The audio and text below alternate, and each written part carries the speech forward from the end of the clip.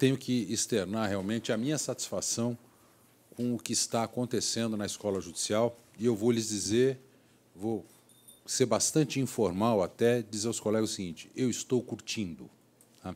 Eu estou aproveitando esse período que eu estou tendo na escola judicial. Uma coisa que eu gosto, todos sabem, a dedicação à área acadêmica, mas esse período, para mim, tem sido extremamente rico pelas oportunidades que me têm sido abertas. E esse curso de jurisdição constitucional que nós estamos promovendo em parceria com a ABD Const, então, essa própria iniciativa diferenciada que nós adotamos de fazer esse curso em parceria com uma entidade externa tão renomada quanto a ABD Const e com o jaez desses conferencistas que nós temos sido brindados, gente, isso mostra realmente que a experiência, o sucesso, quer dizer, quando a gente vai, projeta uma coisa, eu acho que isso vai dar certo e dá, como está dando aqui, como está acontecendo com esse curso, eu realmente tenho que me jubilar, tenho que me regozijar, porque o que está acontecendo é bastante importante. Eu espero que seja um marco, realmente, também na nossa escola, essa adoção de parcerias, em especial nesses modos, como tem sido feito com a BD Const. E a minha ideia é essa. Até eu vou parafrasear aqui o Luiz Henrique, nós conversávamos hoje no almoço, ele falou: o negócio é esse, a gente tem que pensar fora da casinha. E eu, como diretor da escola, eu acho que todos são testemunhas, eu tenho procurado exatamente fugir do modelo clássico, procurar adotar discursos que sejam realmente isentos, sem o marco da ideologia, e procurado também focar naquilo que nós temos de mais moderno, mais atual. Vejam, hoje, o que nós vamos falar, se me falasse, olha, você vai fazer um curso de jurisdição constitucional, o que eu imaginava? Eu imaginava que nós vamos pegar aqui uma decisão do Supremo Tribunal Federal na área trabalhista, terceirização, né? E, a partir dela, então, nós iríamos tentar entender um pouco mais de jurisdição constitucional ou alguma coisa que o valha. Mas percebam que esse curso ele está indo muito, muito. Nós também vamos fazer isso. Inclusive, já lhes alerto que o grande objetivo da palestra, a minha encomenda para o professor Flávio Pansieri no nosso próximo encontro, vai nesse sentido.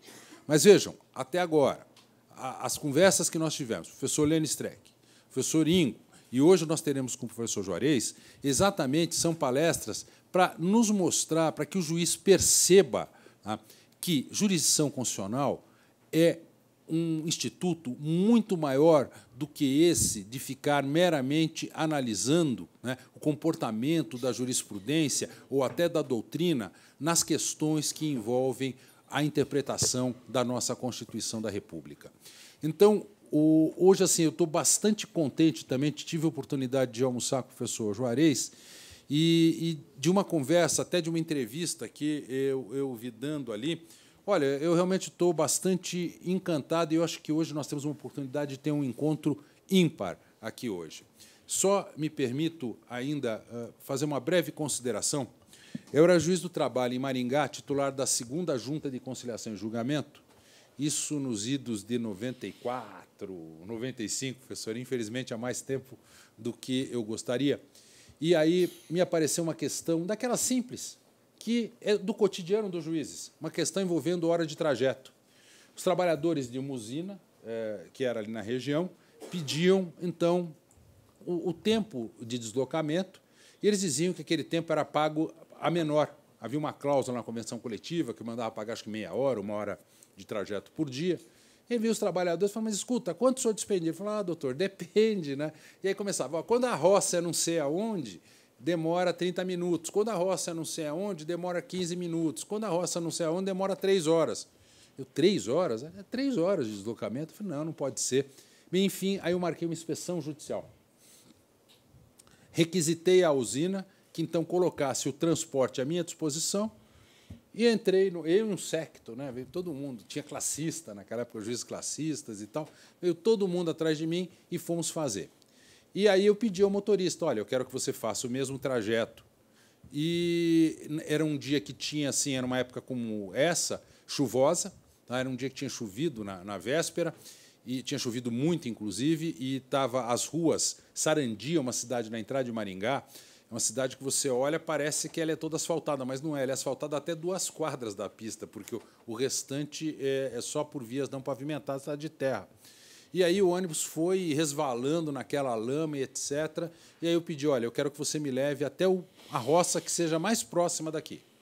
E aí ele foi, cruzou Iguatemi e tal, e me levou àquela roça.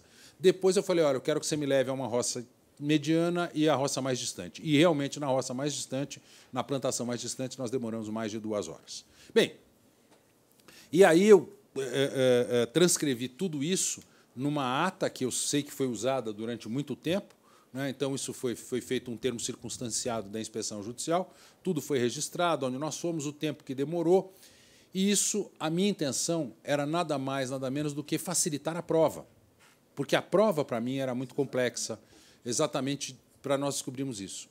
Mas, senhores, o efeito da minha decisão foi uma das coisas mais inusitadas que aconteceu. Eu acho que, na época, não tinha ninguém aqui, acho que era juiz, acho que a Liane era acadêmica, nessa época, talvez se lembre desse episódio. Eu sei o seguinte, a usina Santa Terezinha, a partir dali, parou de contratar os trabalhadores de Sarandi. Eles mudaram completamente a política com relação às horas de trajeto. E aquilo teve um efeito econômico e social na região que eu jamais poderia prever. Tá? E aqui é que eu chamo a atenção dos colegas para o que vai ser falado hoje, exatamente para a atenção que nós temos que ter com as nossas decisões. Quando você fala, naquela época, isso em 93, ninguém falava em sustentabilidade ou algo que o valha, mas hoje exatamente o nosso foco é esse. Nós temos que perceber que, por vezes, uma decisão nossa, perceba, eu estava ali procurando uma questão relacionada ao direito de prova, tá? Até para facilitar o trabalho e acabar com toda aquela celeuma que havia em torno desse assunto, e acabei causando consequências econômicas, sociais e jurídicas, mas totalmente que eu realmente não podia prever na região, o efeito daquela decisão. E é sobre isso que nós vamos falar hoje à tarde, é sobre isso que o professor Juarez de Freitas vem falar aqui conosco, exatamente para nos tirar, mostrar as dimensões da sustentabilidade, os efeitos e a nossa responsabilidade como magistrados. O professor Juarez Freitas é mestre em filosofia pela PUC do Rio Grande do Sul, ele é doutor em Direito pela Universidade Federal de Santa Catarina, é pós-doutor em Direito pela Università degli Studi de Milano, é professor de Direito da PUC do Rio Grande do Sul, nos cursos de mestrado e doutorado, e também da Universidade Federal do Rio Grande do Sul. É presidente do Conselho Científico do Instituto Brasileiro de Altos Estudos de Direito Público, ele é advogado, consultor e parecerista, autor de diversos livros, inclusive, eu já aproveito, se me permite aqui, né, o último livro dele é exatamente sobre este assunto, tá? Sustentabilidade, Direito ao Futuro, tá? Pela editora, um livro lançado pela editora Fórum.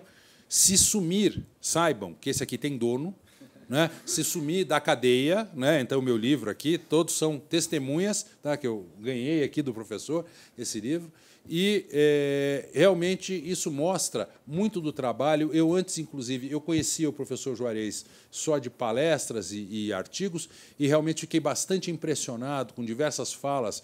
Eu vi diversas falas suas no YouTube, professor, tem muita coisa gravada, um discurso bastante impressionante. Bem, feitas essas considerações, então, eu, de plano, passo a palavra ao professor Juarez aí, para que, então, nos brinde aí com seus conhecimentos sobre esse importante assunto. Obrigado, professor.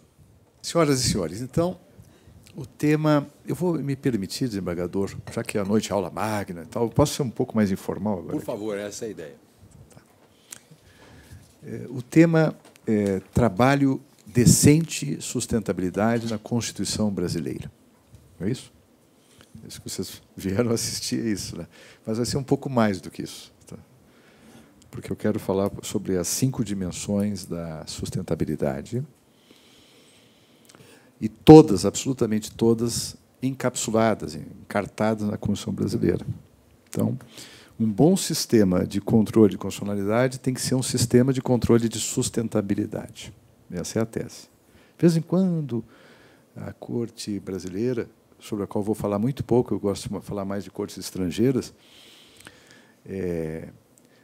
mas a corte brasileira, não por outra razão, é que eu acho mais agradável, mais diplomático, digamos assim. Mas o ponto é que a corte brasileira, de vez em quando, ela chama a rinha de galo inconstitucional, a farra do boi inconstitucional, ela faz algumas incursões na vedação de crueldade, por exemplo, ela já trabalha explicitamente com o princípio da sustentabilidade, mas ainda há um longo caminho, importante caminho a percorrer. O Brasil, na minha visão, tem de ser uma das lideranças mundiais de sustentabilidade. Eu não tenho a menor vocação, eu pessoalmente, para que o Brasil seja uma liderança bélica, por exemplo. Eu estou lá no ODS 16 dos 17, Sociedade Pacífica, eu estou nessa, né? Então, o Conselho de Segurança, por exemplo, da ONU não me interessa. Me interessa a indústria bélica, mas não me interessa. Agora, a ONU, no que tange à sustentabilidade, isso é hiperestratégico. O Acordo de Paris, ainda mais para o Brasil, que tem todas as condições de cumpri-lo, arrisca de modo exemplar, sem nenhum esforço, né, com a nossa insolação, etc., tem que ser mantido, e assim por diante. Tá? Então, esse é só para esclarecer minhas premissas axiológicas já de saída. Né? Entre os 17 ODS, Objetivos do Desenvolvimento Sustentável da Agenda 2030, se eventualmente não examinaram, deem uma olhadinha, por favor, nos 17. Eu hoje não terei tempo de fazer isso, mas eu fiz isso em Belo Horizonte. Eu apanhei os 17 e mostrei na Constituição um por um, sem nenhum esforço. Mas entre os 17 está o 8º, que concerne ao trabalho decente. E esse trabalho decente, por sua vez, os senhores todos aqui sabem magnificamente bem, tem a ver com o conceito da OIT. Mas o conceito da OIT, eu vou ler o conceito e eu vou propor que se faça uma análise disso muito breve e vamos tentar ir além desse conceito. Ele é bom, mas é como conceito de sustentabilidade do relatório Brundtland, mas temos que ir além dele, o Amartya Sen. Temos que ir além do relatório Brundtland. Vou falar sobre esses dois conceitos, tá, no início. Mas vamos primeiro ver esse conceito do OIT. Ocupação produtiva justamente remunerada e que se exerce em condições de liberdade, por exemplo, liberdade sindical sem boleto, né? Equidade, aí há um ODS sobre igualdade de gênero, é um dos ODS, sustentabilidade social. Segurança e respeito à dignidade da pessoa humana. Eu gosto desse conceito, eu acho que todo mundo gosta, né? Mas ele tem dois pequenos senões em relação aos quais eu acho que nós precisamos ir além. O primeiro é o seguinte, ele exclui o trabalho voluntário do conceito. O trabalho voluntário, obviamente, pode ser decente, né? Isso é um problema aqui. O trabalho voluntário é uma coisa extraordinariamente importante no mundo. Em Oxford, por exemplo, existe um centro de estudos do altruísmo efetivo. Estudar aquilo que cientificamente funciona na hora de fazer a caridade, o bem, o trabalho voluntário. Isso é ciência. Ciência da maior relevância, né? A maior parte das pessoas ajuda os outros, acha que ajuda os outros, está atrapalhando às vezes, né? Sistemicamente. Então, isso é ciência. Depois, William Maxkill, vale a pena conhecer o trabalho desse cidadão. E do grupo de Oxford. Mas há um segundo detalhezinho. Fala em dignidade da pessoa humana. Mas eu penso que está na hora de irmos além da dignidade da pessoa humana. Quando eu digo ir além, não é abandonar a dignidade da pessoa humana, né? Mas nós temos que pensar em trabalho decente numa visão ecossistêmica, de vedação de crueldade não só contra humanos. Curioso notar que essa vedação de crueldade encontra-se estampada no artigo 225 da Constituição Brasileira. Aliás, se vocês olharem a Constituição, em vários momentos ela proíbe crueldade, né? E ali proíbe crueldade contra animais.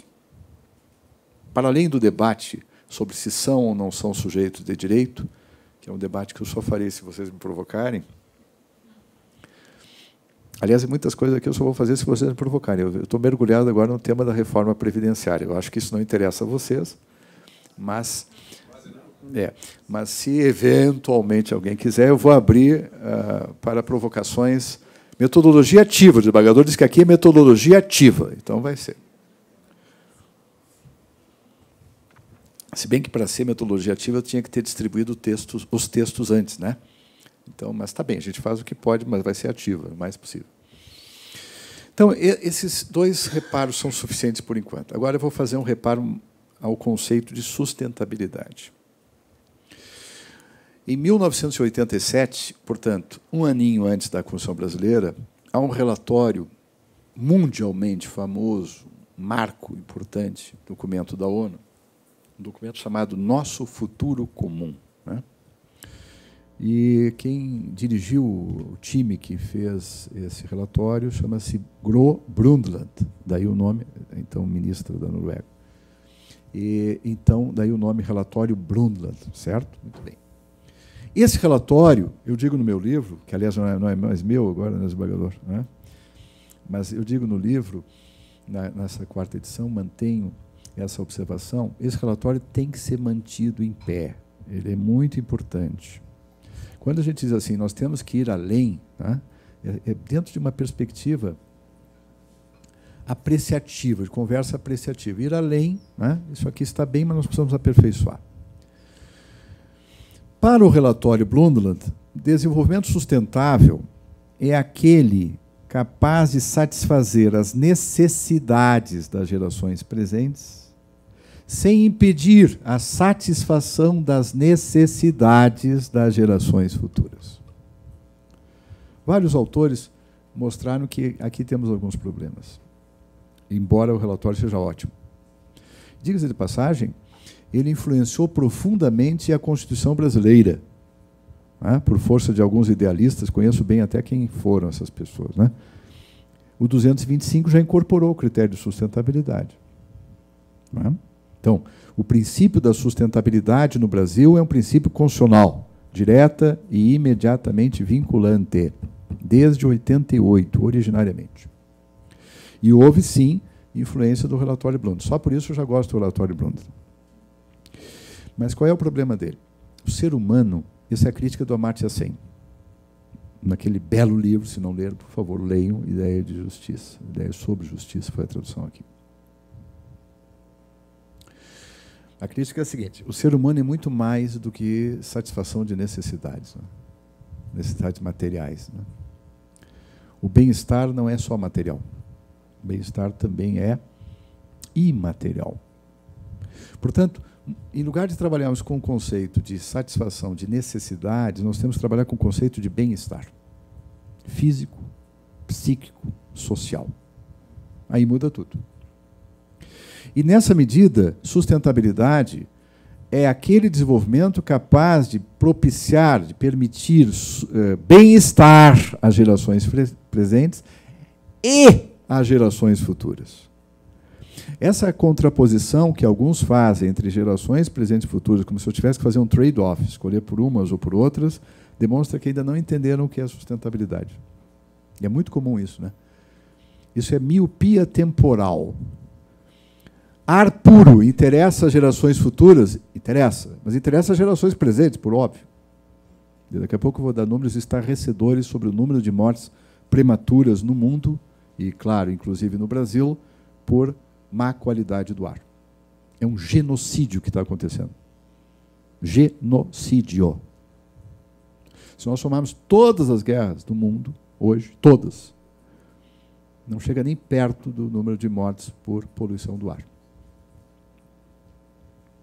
E como é invisível, aí entra o viés da disponibilidade, né? A maior parte das pessoas não percebe. Esse genocídio está acontecendo, as pessoas não percebem. Então, essa é a proposta. Depois, no final da explanação, eu vou ler o conceito da página 45, que é o conceito que eu estou propondo de sustentabilidade mais redondinho do que esse. Tá? Mas, por enquanto, essa ideia, bem-estar das gerações presentes e futuras, em contraposição. Segundo ponto, o conceito de sustentabilidade, portanto, é um conceito multidimensional. Quem falar em sustentabilidade só ambiental ainda não captou o que é sustentabilidade. Quem falar em sustentabilidade econômica, né? Esse termo às vezes é utilizado nesses termos também meramente econômicos, não sabe ainda bem o que é sustentabilidade. Quem falar só de sustentabilidade social, idem. Portanto, ela tem 5 dimensões. 5 na minha proposta. Eu acho que com essas 5 nós vamos englobar tudo. Ela é social, vou começar pelo social, em função do trabalho decente. Ela é econômica, ela é ambiental, não nessa ordem, só por ordem de evocação da memória aqui. Ela é jurídico-política, vou mostrar como é que ela funciona na legislação brasileira, em várias áreas, inclusive no direito administrativo, tributário, se vocês me provocarem, previdenciário, é só se me provocarem, e ela é ética. A sustentabilidade supõe abandonarmos o antropocentrismo estrito. E aí entra a minha crítica ao conceito do OIT. Ainda está muito preso, ainda não foi além desse reconhecimento de valor intrínseco para além do humano. E aqui eu quero fazer menção ao Manifesto de Cambridge. Eu, por sorte, eu cheguei alguns dias depois da assinatura do Manifesto de Cambridge. Cheguei a Cambridge. Até brinquei que eu tinha ido lá para assinar o manifesto. Mas, na verdade, grandes cientistas do mundo se reuniram em Cambridge e fizeram um manifesto com o seguinte teor: vários animais também têm consciência. Inteligência todo mundo sabe que tem, né? Consciência já é uma coisa mais grave, né? Eles se olham no espelho e conseguem se identificar como seres autônomos. Tá certo? Isso é uma coisa interessante. Sobre inteligência, se me provocarem, eu vou falar na quarta que vem sobre direito e inteligência artificial. E estou com um artigo pronto para mandar para a turma, os desembargadores, se quiserem. Mas só se me provocarem. Senão, não falo. Charmoso, professor, né? Vamos ver as 5 dimensões rapidamente? Vamos começar pela social. Na social, eu quero citar aqui um trechinho do Amartya Sen, que eu referi há pouco, um grande economista, prêmio Nobel de Economia, um autor que defende a justiça concreta, e não gosta muito de justiças abstratas, mas que era muito amigo do John Rawls, mas ele achava que o John Rawls era um pouco abstrato demais. A liberdade sustentável poderá soltar-se dos limites das formulações do relatório Brundtland, dizia Amartya Sen. Eu gosto dessa ideia de liberdade sustentável. Eu gosto da ideia de trabalho sustentável. Eu acho que até é uma ideia mais profunda do que trabalho decente. Eu gostaria, meu sonho, é que a justiça do trabalho seja a justiça do trabalho decente ou sustentável, tanto faz. Aí vocês podem escolher. Fico alegre com qualquer uma das hipóteses. Aqui, por exemplo, na sustentabilidade social, existe a vedação de qualquer discriminação negativa, mas isso é insuficiente. A sustentabilidade social determina a discriminação inversa. Aliás, o princípio da impessoalidade ou da imparcialidade determina a discriminação inversa. É obrigatório fazer discriminação positiva. É obrigatório igualar os seres humanos. E nós, na quarta revolução industrial, estamos tendo um problema dramático que está preocupando Bill Gates, Warren Buffett e todo mundo, né? Já estão falando em renda básica, eles estão sabendo que tem uma coisa errada aqui. O nosso sistema tributário no Brasil, e não só nele, é de uma regressividade absolutamente insustentável. E a concentração de renda, os senhores sabem tão bem como eu, é insustentável. Num dado momento vai ter que ter uma arrumação nisso. Né? Tá bom? Aliás, essa é uma das críticas centrais que eu faço à reforma previdenciária. Mexeu num tributo só, que é a contribuição previdenciária, e esqueceu de mexer no sistema. Isso é a receita infalível para a injustiça tributária. Mas isso é só um detalhe. E equidade, que aparece no conceito do OIT, equidade, a equidade não pode ser intrageracional, ela tem que ser intergeracional, ou então não é equidade. Mas a dignidade tem que ser revista, ampliada, revigorada, não mais adstrita às amarras do pensamento antropocêntrico fechado. O ser humano é natureza. Nós somos seres naturais, e nisso reside a nossa grande dignidade. E quanto ao trabalho sustentável, nessa sustentabilidade social, eu queria propor para vocês 3 observações. Assim. Eu posso ser disruptivo só um pouquinho. Assim, isso. Geralmente eu sou incremental, mas agora eu vou dizer umas coisas meio disruptivas para dar uma sacudida assim, no pensamento. Já que o senhor falou em pensamento fora da caixa. Então. O meu não é muito fora da caixa. A minha caixa que está aumentando. Eu vou aumentando a caixa, vou fazendo uns puxadinhos nela e tal. Mas, de vez em quando, a gente tem que sair também. Vejam, senhores, o seguinte. Nós temos que nos preparar para o que aqui muitos autores estão chamando, eu acho que exageradamente, mas não muito exageradamente, de fim do trabalho. Eu diria, fim de um certo modelo de trabalho. Vários autores têm livros importantes sobre o fim do trabalho. Qual é o trabalho que está condenado? Vamos lá, vamos ver quais são alguns trabalhos que estão condenados. Há um estudo que todos vocês conhecem de 2 pesquisadores de Oxford. Esse estudo está superado, gente, tem coisa melhor depois disso. Se vocês quiserem, tem um trabalho que está na rede chamado The Future of Jobs. The Future of Jobs é daquela turma do do Fórum Econômico Mundial. Tem gente muito interessante ali. Mas esse trabalho está muito calcado num estudo de Oxford que está superado já, mesmo em Oxford. De qualquer maneira, o percentual que vai desaparecer, ninguém sabe. Tá? E quantos vão ser criados pela 4ª Revolução Industrial, ninguém sabe. Agora, alguns trabalhos nós sabemos que vão desaparecer. É ou não é verdade? Ainda bem. Não? Alguns já desapareceram. É um trabalho que eu acho maravilhoso, o nome, acho, de uma poesia total. Acendedor de Lampiões. Não é lindo isso? É título de poema, né? No Rio, os sujeitos eram o acendedor de lampiões no Rio. Há umas fotos belíssimas. Ele vestia um traje assim cerimonioso. Era uma figura de alto status da época. Né? Ninguém mais aceitaria ser acendedor de lampiões. Obviamente, o frentista vai desaparecer. Essas coisas são óbvias. Mas eu vou dizer umas coisas que não são óbvias. E tenho dito também para os meus colegas advogados. 1.100.000 colegas. Não tenho falado para todos, mas a ideia é falar para o máximo possível. O trabalho repetitivo está condenado.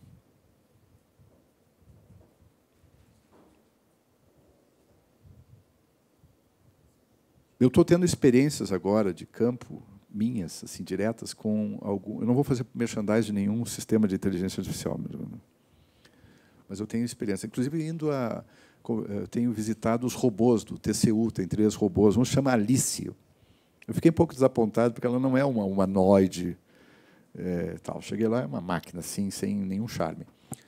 Mas, de qualquer maneira, Alice quer dizer análise de licitações e contratos. São preditores que dá para ver os casos, dá para detectar indicativos, pode dar falso positivo também, gente, mas indicativos muito, muito prováveis de superfaturamento, por exemplo. CGU tem robô, que detecta corrupção, indicadores de corrupção, com preditores de corrupção. Esse é um tema fantástico, porque também esses preditores podem esconder estereótipos, preconceitos, etc. Então, é muito importante o direito à explicação sobre a decisão algorítmica. Direito à explicação sobre a decisão algorítmica. Né? Isso está onde, gente? Está no meu artigo, mas não só está no meu artigo, é o artigo 20 da Lei de Proteção de Dados, de 2018, do Brasil. Gostaram desse tema? 22 do Regulamento de 2018 da União Europeia. Bom, esse trabalho repetitivo, qualquer que seja ele, em qualquer área, não tem futuro. Gente, muitas pessoas que nós conhecemos, não sei, aqui não é o caso de vocês gostam que faz, o trabalho de vocês tem um propósito. Mas eu tenho um amigo, querido, por sinal, que passou num concurso e ele tem um caderninho onde ele anota cada dia que passa. Sabe aqueles presidiários? Como sendo um dia menos de prisão, de cárcere. Essa é a visão que ele tem do trabalho. Eu digo, tipo, com todo respeito, vai ter que trabalhar mais 80 anos, porque cada vez que ele for se aposentar, vai ter uma reforma previdenciária. Ou melhor, nem precisa mais ter reforma agora, né? É automático pelo gatilho, segundo a proposta. Então, tu vai trabalhar mais 80 anos. Isso não é vida. Tu vai enlouquecer. Ele não se identificou ainda com um propósito superior naquilo que está fazendo. Ele vai ter que arranjar isso. Essa ressignificação do trabalho público e privado é absolutamente crucial. E nós temos que debater isto. As pessoas têm que encontrar um sentido, um propósito. Trabalhos que envolvem cuidado. Trabalhos que envolvem, não empatia. Empatia é um conceito fraco. O correto é simpatia racional. Sobre isso, é um belo livro de um grande pesquisador chamado Paul Bloom. Against Empathy. Opa, como é que alguém pode ser contra a empatia? Só para chamar a atenção, gente. Aí o subtítulo é Em Defesa da Simpatia Racional. Porque, realmente, empatia até os membros de facção podem ter, né? Facção criminosa. Mas simpatia racional é outra coisa. Já é um negócio superior, é o córtex pré-frontal funcionando direitinho, de maneira colaborativa e com propósito superior. Mas mudou. Então, esse trabalho que vai desaparecer, um segundo exemplo, todos os trabalhos que envolvem fósseis vão desaparecer. Bah. Essa aí é uma questão de prazo, gente. O mundo não vai resistir às externalidades negativas dos fósseis e, felizmente, as energias renováveis estão ficando cada vez mais em conta. Viva! Há pouco tempo, a matriz energética brasileira num vexame com a energia eólica lá embaixo. Hoje a energia eólica já está bem bonitinha e tem um potencial para chegar a 20% da matriz. Hoje, aqui nós temos Paranavaí, né, que é perto de Londrina, não é isso? Paranavaí tem uma insolação fantástica. Aliás, uma experiência belíssima do TRE aqui, de autossuficiência energética. Né? Se você conhece, se não conhece, vale a pena conhecer. Mas a energia solar hoje no Brasil é quanto, hein, gente? Por cento da matriz. Já ultrapassou a energia nuclear. Ótimo. 1% e alguma coisinha. O nome disso é inconstitucionalidade chapada. Isso colide direto com 225 da Constituição brasileira. A matriz energética brasileira é inconstitucional. A matriz de transportes no Brasil é inconstitucional. O rodoviário não podia ter a importância que tem. Em qualquer planejamento de sustentabilidade, isso vai mudar. Vocês querem apostar como vai mudar? Vai mudar. O fóssil, sobretudo o petróleo, dominou toda a história do século XX. É ou não é verdade? Há vários historiadores que mostram isto. Todas as guerras importantes do século XX tinham petróleo por trás. O lobby do petróleo, a força do petróleo. Há um facínora que perdeu a guerra, felizmente, mundial, que fez uma ida para o frio. É? Foi ou não foi? O que ele estava buscando lá, né, na Rússia? O que vocês acham? Buscando dominar o petróleo. E se ele não erra o cálculo climático, graças aos céus errou, o destino da guerra podia ter sido outro, gente. E eu não estaria dando essa palestra aqui, vocês talvez não fossem juízes, seria outro mundo. O que vocês acham? Então, esse foi o século XX. Um século horroroso ainda hoje, do ponto de vista de combustíveis. Né? É uma tragédia, por exemplo, a China, não é? É a única questão que pode derrubar o partido chinês, eles sabem disso, é a poluição. Lembram aquelas imagens de Pequim? As pessoas... Hoje um dos adornos, entre aspas, mais vendidos em Pequim é máscara. Então, tem máscaras sofisticadíssimas. Assim. É um negócio... Realmente, a gente vai olhar para isso no futuro e vai pensar, não é? Como eram bárbaros, né? No entanto, a China já decidiu, fez um plano quinquenal, nós vamos ter a China verde, e já são líderes mundiais em energia solar, já são, enfim, já decidiram. Não é só aquele cinturão que eles estão fazendo de infraestrutura no mundo, a Europa, a Itália já está entrando agora, por exemplo, mas não é só isto, eles decidiram que vão ser verdes, pragmaticamente, por uma questão. Se não forem, isso pode derrubar o regime. Aliás, é a única coisa que eles não reprimem duramente lá é o protesto ambiental. Porque eles sabem que as pessoas têm essa tendência irrefreável de querer respirar. Coisa terrível.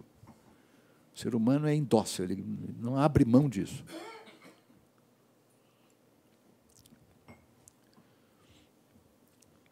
Trabalho decente, a meu juízo, tem 3 níveis, entre aspas. Um nível grosseiro, eu vou chamar de grosseiro, mas não que ele não seja importante, um nível denso, então, fica mais bonito assim. Um nível sutil e um nível profundo. Eu parei de falar sobre as profissões que vão desaparecer, mas eu poderia continuar aqui, que você já sabe de tudo isso, né? Por exemplo, o futuro do veículo é elétrico, compartilhado e autônomo. É ou não é? Então, os coitados agora conseguiram o Uber, estão felizes porque está fazendo uma transição, mas nós vamos ter que fazer uma reciclagem geral de todos nós, em todas as áreas. É fascinante isso, mas, ao mesmo tempo, não é? Essa qualificação cognitiva e não cognitiva vai ser o maior desafio, talvez, de todos os tempos da história humana. No nível grosseiro, ou no rude, ou rudimentar, ou denso, tá bom. O que é trabalho decente? Proibição de trabalho escravo. Eu estou na Comissão de Estudos Constitucionais do Conselho Federal da OAB, já suscitei isso na gestão anterior nossa, também estava lá, e agora, como membro titular, vou suscitar de novo. Está na hora de a ordem, talvez, propor uma inconstitucionalidade dessa omissão do Parlamento, né, de não regulamentar o fim do trabalho análogo ao escravo, que é um eufemismo, é trabalho escravo mesmo. Mas isso é grosseiro, concorda? Mas o Brasil tem que vencer as questões grosseiras. O Brasil não venceu os problemas do século XIX, o que vamos fazer? Não temos saneamento, temos trabalho escravo, temos desigualdade brutal de gênero, temos feminicídio. Vamos resolver essas coisas. Não é? Eu sempre digo, nós temos que ir para o século XXI, o direito tem que ir para o século XXI, mas é uma forma também de acelerar a resolução dos problemas do século XIX que nós temos. É por isso que eu quero ir para o século XXI também, porque isso ajuda a acelerar a resolução do XIX. Né? Trabalho infantil, não preciso dizer para vocês. O trabalho em locais absolutamente, não é insalubres, é absolutamente letais. Nós temos no Brasil trabalhos em condições letais, eu acho. O desembargador falou também uma coisa interessantíssima, do tempo de transporte. Né? Nós vamos nos conformando com isso, né, gente? Mas é totalmente indecente uma pessoa ficar 2 horas e 40 minutos preso no trânsito, como em São Paulo, em média por dia. Fizeram uma pesquisa em Londres. Londres tem grandes pesquisadores sobre bem-estar. O Sir Richard Layard é talvez o maior pesquisador. Vale a pena, se vocês quiserem baixar as obras dele. Sir, que estão na rede, algumas. Sir Richard Layard, L-A-Y-A-R-D. Happiness ou Well-being. E, num dos livros dele, ele faz referência ao momento em que o ser humano é mais infeliz. Interessante isso, né? Ou se sente mais infeliz, se percebe como mais infeliz. É o momento que ele está preso num congestionamento. Interessante isso, né? Eu espero que um dos momentos mais felizes é quando esteja num curso sobre trabalho decente. Assim. Pelo menos para o professor está sendo. Se vocês quiserem que eu circule, daqui a pouco eu circulo, tá, gente? Eu estou fazendo isso aqui, senão eu me empolgo muito. Esse nível rude nós temos que resolver. Tá, a gente pode também juridicamente pensar em soluções, por exemplo, o sistema sueco, será que vale a pena? Eu acho que vale a pena pensarmos uma participação maior das mulheres nos conselhos de administração, etc. Tem uma série de coisas que a gente pode fazer para trabalho e igualdade de gênero, assim por diante. Mas agora vem o nível sutil, trabalho decente em termos sutis. O trabalho decente em termos sutis, ele vai ser desmaterializado. Eu participei do debate científico, uma certa época, sobre a possibilidade de trabalho. Não sei qual é a posição de vocês, não tive a ocasião de consultar os desembargadores. Eu deveria ter feito isso, mas não fiz. Então, eu vou assumir a minha liberdade acadêmica aqui. Eu sou totalmente favorável a produtividade à distância, assim. Ou em caráter presencial, depende do temperamento. Eu gosto de fazer as duas coisas, por exemplo. Eu pessoalmente, gosto de fazer as duas coisas. Mas eu sou totalmente favorável a desamarrar a pessoa dos tais de livros, ponto, e coisas. Desculpe se eu disse isso, não sei se eu cometi alguma gafe. Claro que a gente tem que ter algumas convenções. A hora da audiência, britanicamente, não está na hora da audiência, é óbvio. A hora da aula, estou lá, eu antes sempre.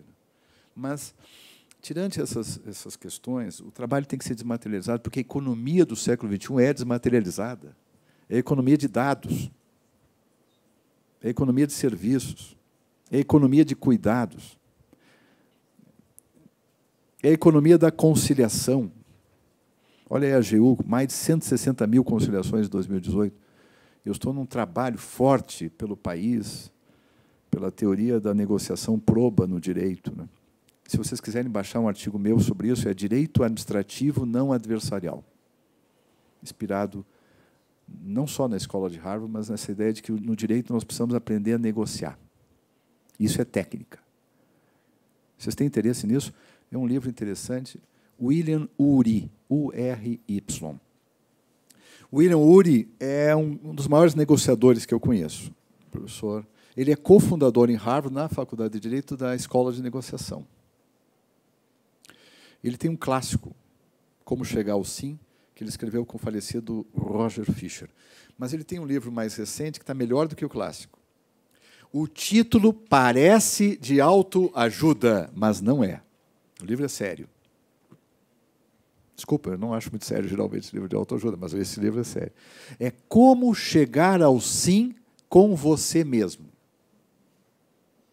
Autonegociação é duro, a mesa da autonegociação. É lindo esse livro. Então, tem 5 grandes passos, não é o meu tema aqui, mas o primeiro passo numa negociação, uma mesa de negociação, é a pessoa ir para o camarote. Ela está ali, mas ela não está ali, ela está vendo aquela cena de longe. Isso é um exercício. Quando vocês chegarem em casa e alguém estiver discutindo com vocês fingem que estão presentes, mas estão vendo aquela cena de fora. Isso dá uma perspectiva, acalma tremendamente. E o quarto passo, sabe qual é? Isso é sabedoria chinesa, 5.000 anos. Dê sempre uma saída honrosa para o seu oponente.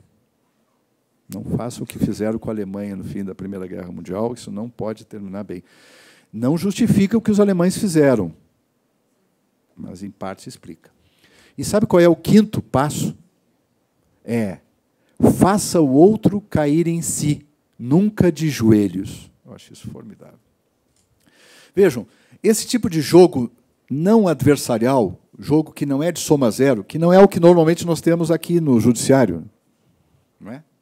Ou mesmo eu, agora eu sou árbitro na área do direito administrativo, ali eu sou juiz de fato e de direito, né? Ali há um conflito. Mas a solução negocial, ou a solução conciliatória, ou a mediação, ou técnicas denominadas de resolução consensual de conflitos, trabalha com uma outra lógica, que não é a lógica de soma zero.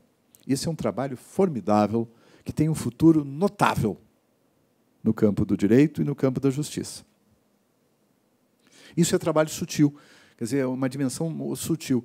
É um trabalho fabuloso, como também é o do juiz. O juiz, ao resolver conflitos, ele consegue realmente resolver o conflito e fazer, não sei se vai dar tempo aqui, a avaliação de impactos da sua decisão. É um trabalho super decente, né? Fantasticamente importante. Mas o trabalho sutilmente decente é um trabalho criativo.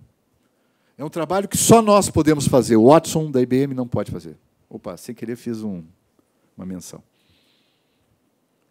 Só nós podemos fazê-lo.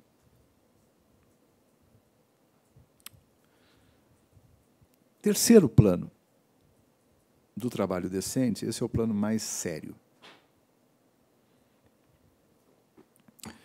É um plano o mais profundo. O trabalho decente, ele precisa ter um propósito superior, que nos transcenda. O ser humano sem um propósito, há vários estudos científicos, gente, sem um propósito que nos transcenda, não consegue bem-estar a longo prazo. Há estudos de neurociência, depois eu vou reportar alguns, talvez hoje à noite, que mostram que as pessoas que têm esse propósito, que transcende, que estão querendo realmente praticar um altruísmo efetivo, elas liberam endorfina, prazer puro. Vocês já viram aquelas santas que não querem fazer outra coisa senão serem santas? É por isso, elas estão numa nice. Permanentemente numa... O Dalai Lama está numa nice, entende? Os chineses incomodam, não, eu adoro os chineses. Tal. Aquilo é endorfina pura. Os estudos de mindfulness valem a pena examinar essa atenção plena também. Isso é estudo científico. Nós temos lá o Instituto do Cérebro, na PUC, trabalhando intensamente com isso, e com esses achados. Há um estudo, por exemplo, sobre caridade. A caridade, desde que produza efeitos, quer dizer, não é aquela caridade boba, né, piegas, mas uma caridade bem pensada, libera endorfina pura. Depois posso mandar esses estudos para vocês. Então, o ser humano só consegue ter um trabalho... Aí não precisa nem ser remunerado, gente, como está na OIT. Se tiver um propósito superior. Sabe? O sujeito vai para... vou dar uma palestra, mas tem um propósito superior que me transcende. Não estou indo só pelo jantar, que vai ser bom. Não estou indo só pela companhia, que é maravilhosa. Isso tudo libera substâncias químicas do prazer. Mas eu estou indo por um propósito que nos transcende. Quem sabe aí a gente vai criar um pensamento sustentável. Nós já somos muitos, depois vou falar disso, pesquisadores da rede de sustentabilidade. Vou convidar todos no final para que vocês se integrem e participem do nosso 9º Congresso Internacional. O 8º foi aqui na PUC do Paraná. Esse ano vai ser em Balneário Camboriú, em outubro. Quer dizer, é muito bom fazer parte dessa rede. Tá? Temos vários juízes já engajados nisso, é uma coisa muito boa. Então, são 3 níveis. Geralmente, nós trabalhamos só com o nível grosseiro, é ou não é? Eu acho que é por isso que não está dando certo. Então, nós vamos ter que pensar no trabalho sutil. Segundo ponto. Esse tudo é o primeiro bloco, tá? Agora vamos para o segundo bloco. Vamos falar, além da dimensão social, que eu falei brevemente, sobre trabalho decente, igualdade de gênero, fiz uma menção breve à negociação. O ODS 16 trabalha em sociedade pacífica. Não existe sociedade sustentável se não for pacífica. Uma sociedade beligerante é uma sociedade de jogos de soma zero. Jogos de soma zero são aqueles nos quais um ganha e o outro perde. Isso, a longo prazo, não dá uma sociedade pacífica. Eu não sei se vocês concordam que, mesmo a democracia, quando há polarização extremada, quem vence a eleição é a minoria. E aí tem uma enorme dificuldade de governar. Não sei se já aconteceu isso no Brasil, mas, em outras partes do mundo, eu tenho observado o fenômeno. Polarizou, extremou, câmara de eco, que é uma coisa científica, né? Se vocês quiserem estudar esse assunto, eu recomendo o livro Going to Extremes, de Cass Sunstein. Cass Sunstein, professor de Direito de Harvard. Quer dizer, o que leva os seres humanos aos extremos, a polarização de grupo. E o que leva à polarização de grupo, em larga medida, são as câmaras de eco. Hoje, com as redes sociais, essas câmaras de eco estão a pleno vapor, nunca estiveram assim. E nós temos agora rede web, desde 89, 30 aninhos, um pouquinho depois, é de janeiro de 89, a Constituição de outubro de 88, um pouquinho depois nasceu a web. Quer dizer, o nosso constituinte nem sabia da existência da web, né? Agora nós temos web, temos deep web e temos dark web. Tudo isso nós temos que tratar de resolver e daqui a pouquinho nós vamos ter o blockchain. Já temos o blockchain. Já temos o blockchain. E temos a computação quântica chegando, que pode quebrar todas as criptografias do mundo. Esse é o nosso mundo muito interessante. Tédio impossível. Os muito medrosos têm que abandonar o medo, senão não vai ter graça. Mas com ousadia vai ser muito bom, a gente vai ter muito trabalho, gente, em rede. Pois bem, e o que é a câmara de eco? Eu falei, não sei se vocês... Alguns ficaram intrigados, eu percebi pelo olhar que, poxa, o que ele quer dizer? Câmara de eco é o seguinte, há estudos que mostram que o ser humano tem um viés, todos nós, e não adianta ter pós-doutorado, todos têm, tá? Só que tem que, quem sabe que tem, cuida, olha, sabe lidar com isso. Mas o ser humano tem isso, que é o seguinte, viés de confirmação. Quem mapeou isso, um dos grandes mapeadores disso, chama-se Daniel Kahneman. Lembram? O Rápido e Devagar, aqui no Brasil, saiu o livro com esse título dele, vale a pena ler. Thinking Fast and Slow. E o Kahneman ganhou o Prêmio Nobel de Economia, mas ele é psicólogo. Então, ele mapeou vários viés, o tema de hoje à noite. Eu gosto de fazer propaganda dessa aula magna, hein, desembargador? Né? Mas, voltando, o viés de confirmação é o seguinte, não sei se os juízes presentes, que são a maioria, vão concordar, mas eu tenho. Então, estou sendo humilde, eu tenho. Tá? Por quê? Porque eu sou humano. Como eu suponho que todos aqui sejam, eu acho que vocês também têm. Mas os semideuses e deuses podem não ter, mas eu acho que vocês têm, porque eu também acho que vocês são humanos. Ainda bem, né? É o seguinte... Todo ser humano, sem exceção, tende a confirmar as suas primeiras impressões. Sejam quais forem. Isso que é terrível. Todo ser humano tende a corroborar as suas impressões preliminares sobre qualquer assunto, sejam quais forem. Bom, para provar isso, há vários experimentos. Um deles, que é o mais clássico, foi sobre pena de morte. Eles apanham os mesmos autos, né, cheios de laudos contra e a favor da pena de morte. E apanham um grupo que é contra a pena de morte e um outro grupo que é a favor da pena de morte e distribuem os mesmos documentos e dizem, vocês saiam daqui e voltem daqui a pouco. Não é? Sabe o que acontece? Sabe o que acontece? Sem exceção, quando eles voltam mais contra e mais a favor e ler os mesmos documentos. Chama-se polarização de grupo. O grupo ecoou. Por exemplo, um fenômeno que ocorre nos Estados Unidos. É uma turma que só vê Fox. E a outra que só vê CNN. Eu confesso que eu vejo mais CNN. Mas eu procuro olhar a Fox. Isso é um exercício intelectual. Bom, saudável, né? Concorda ou não? Esse exercício de ver as coisas por um outro enquadramento é muito importante. Aliás, esse é outro viés importante, o viés do enquadramento. Framing bias. Quer um exemplo? Todos nós temos. O sujeito vai ao médico e os advogados sabem desses viés, vocês também sabem disso, né? Então, os juízes experientes, eles fazem variações de enquadramentos, né? Mas é a maneira de apresentar a coisa, isso pesa na decisão, né? É natural. Vai o médico e ele diz assim, você tem que fazer uma cirurgia, 90% das pessoas que fazem essa cirurgia saem super bem.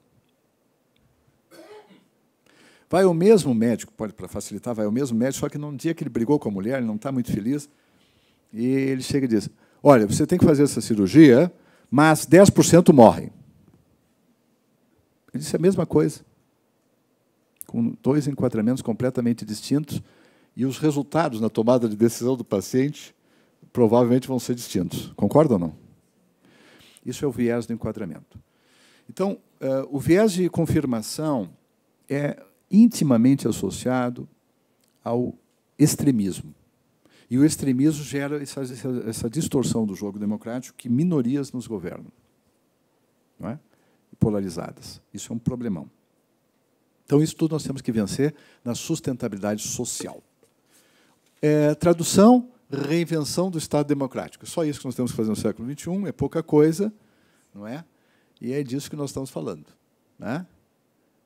E as pessoas dizem, mas isso é pensar em termos de escala superior às nossas possibilidades. Gente, nós vamos ter que fazer isso.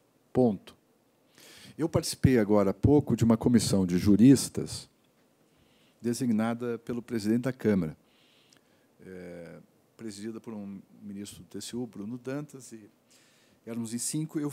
Fizemos 9 sugestões, eu fiz várias, que foram acolhidas pela comissão e entregues como anteprojetos. Mas uma que eu trabalhei intensamente, meus colegas também, e acabou um bom anteprojeto, é a Lei de Disciplina da Administração Pública Digital. Eu estou propondo, por exemplo, a avaliação continuada de políticas públicas por meio de aplicativos. Não é avaliar as pessoas, são as políticas. Isso é filosófico. Não me interessa avaliar punitivamente ninguém, eu sou contra isso. Tem, aliás, um projeto de lei que saiu do Senado, que eu critiquei durissimamente lá para os senadores, e agora está na Câmara, de avaliação de desempenho dos agentes públicos. Tudo errado. Por quê? Porque eles estão fazendo a avaliação de desempenho do século XIX, que é aquela da base da chibata. Assim. Rua, demissão, vamos enxugar quadros, tal, tirar os maus, os ineficientes. O princípio da eficiência não é o mais importante é o da eficácia. Esse é outro assunto. E aí eu disse lá para os senadores, gente, não é assim, deixa eu dizer para uma coisa a vocês. Vocês já viram falar de Google? Bem, eu não estou fazendo propaganda no Google, mas deem uma olhada no projeto Aristóteles do Google. O Google foi ver como conseguir que equipes trabalhem eficientemente. A primeira coisa é as equipes têm que ter confiança e não podem trabalhar sob ameaça.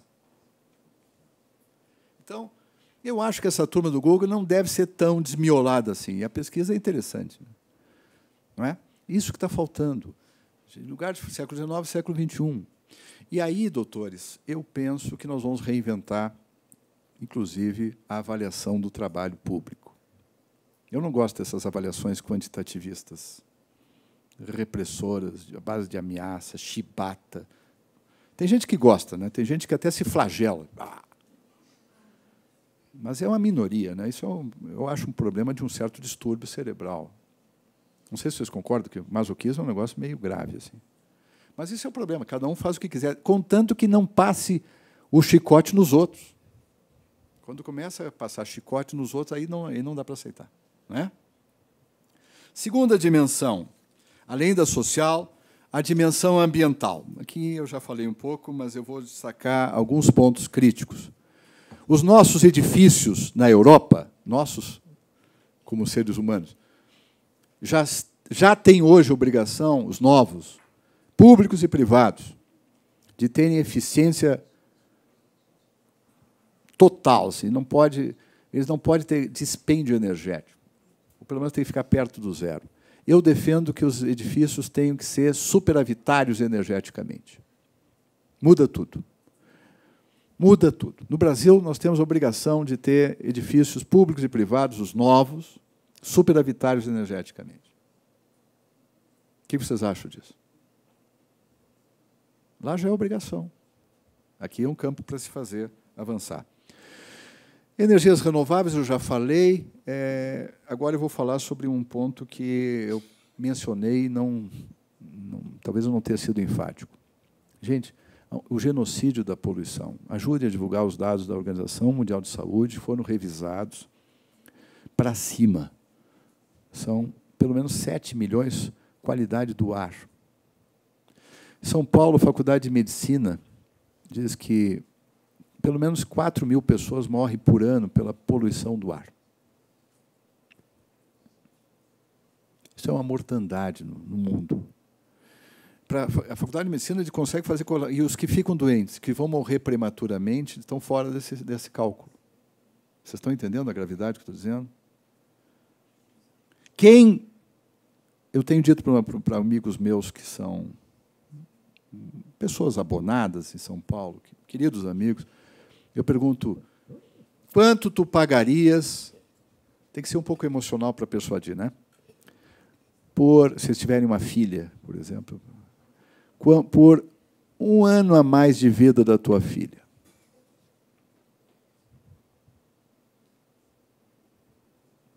Todos dizem, porque são pessoas de bom caráter, que dariam tudo que têm. Até agora ninguém disse o contrário, senão eu corto relações. Fico longe. Mantenho uma distância estratégica. É disso que nós estamos falando, as pessoas estão morrendo prematuramente. Tá? Então, os números, nós estamos melhorando a longevidade. Sim, mas, primeiro, não é uma longevidade como qualidade de vida para muitos. E, segundo, poderíamos melhorar muito mais não fossem as mortes prematuras por causas banais. Já nem falo das barragens. Que é uma coisa, que diga-se passagem, não tem nenhuma surpresa no que ocorreu. Para quem conhece o sistema de barragens de mineração. Bom, alimento limpo, se me provocarem eu falo um pouco sobre glifosato, mas só se me provocarem. Uma decisão importantíssima do Tribunal Europeu agora. Eu estou chegando de Londres, estou trazendo notícias boas de lá, assim, né? Embora os londrinos estejam muito preocupados com o dia 29 de... Agora mudou a data da saída da União Europeia, que tomara que pudesse ainda ser evitado um erro histórico por um erro de tomada de decisão do senhor David Cameron, que tentou resolver um problema de divisão interna do partido dele e jogou o Reino Unido numa loucura. As pessoas não faziam a menor ideia do que estavam debatendo, informação assimétrica total. Hoje o resultado seria completamente outro e vale a democracia da época e não atual. E a dona May dizendo que tem que votar de novo o acordo. Quer dizer, o acordo que já foi votado e derrotado, ela quer que vote de novo. Agora, aquele plebiscito desastroso, ela não quer que vote de novo. É estranho. O ser humano é muito estranho. Mas é o nosso ser humano. A gente tem que saber lidar com ele. Não é má pessoa. Mas está faltando para ela aquela grandeza da transcendência de propósito. Se ela tem grandeza de trabalho com um propósito superior, ela já teria entregue o cargo. Deu. Fiz o que podia, agora deixa a outra fazer melhor. Esse tipo de transcendência que falta, às vezes, né?